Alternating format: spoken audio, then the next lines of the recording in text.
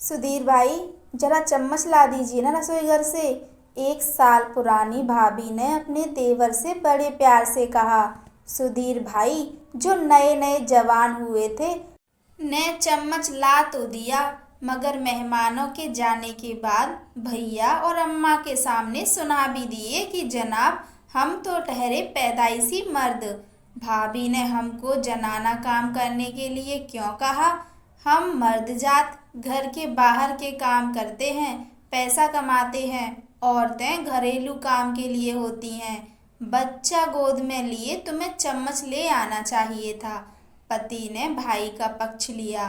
भाभी सन्न रह गई। भला बताइए, इसमें जनाना और मर्दाना काम की क्या बात? छोटा बच्चा गोद में था, बैठक में मेहमान नाश्ता करने बैठे थे, चम्मच कम पड़ गए तो जरा सा मदद करने में कौन सी उनकी शान में बट्टा लग गया।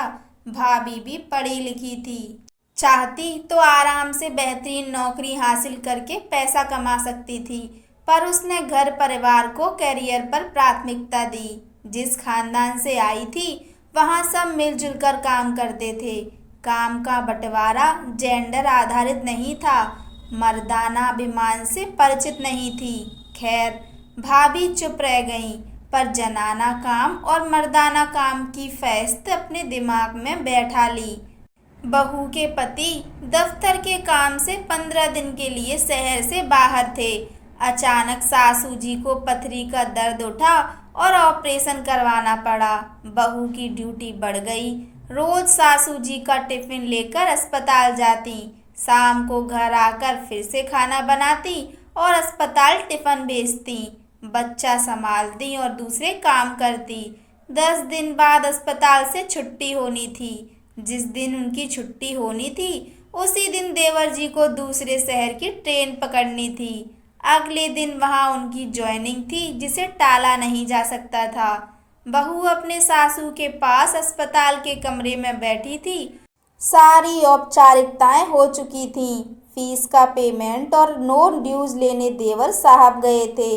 1 घंटा 2 घंटा हो गया, अभी तक देवर बाबू जरूरी कागज लेकर आए नहीं थे और उनके बिना सासू जी की अस्पताल से छुट्टी मुमकिन नहीं थी। देवर साहब पसीना पसीना होते हुए कमरे में दाखिल हुए। काउंटर पर बहुत भीड़ है, लाइन आगे सरक ही नहीं रही। भाभी, मेरी ट्रेन का वक्त हो रहा है, आप पेमेंट कर देना और अम्मा को घर ले जाना। सारे जरूरी कागज भाभी की तरफ बढ़ाते हुए देवर बाबू ने कहा। लेकिन काउंटर पर तो मर्द भी होंगे सुधीर भाई, मैं कैसे जा सकती हूँ? और वैसे भी ये तो जनाना काम नहीं है, मर्दाना काम करने की इजाज़त तो मुझे है नहीं, भाभी ने बड़े आराम से कहा। देवर को समझ आ गया कि परिवार सहकारिता से चलते हैं, जनाना मर्दाना की झूठी शान से नहीं। जनाना को मर्दाना काम करने में शर्म नहीं तो मर्दों को क्यों औरतों के लिए तय काम करने में लाज आए। देवर जी ने आईना देख लिया और उसमें उनको अपनी जेंडर धारित सोच की बदसूरती भी नजर आ ही गई। आखिर कहना ना होगा कि भाभी ने न केवल अस्पताल की औपचारिकता ही आसानी से पूरी की, बल्कि अपनी सास को सहूलियत से घर भी लेकर आ गई। किसी भी काम का तो कोई जेंडर नहीं होता ना।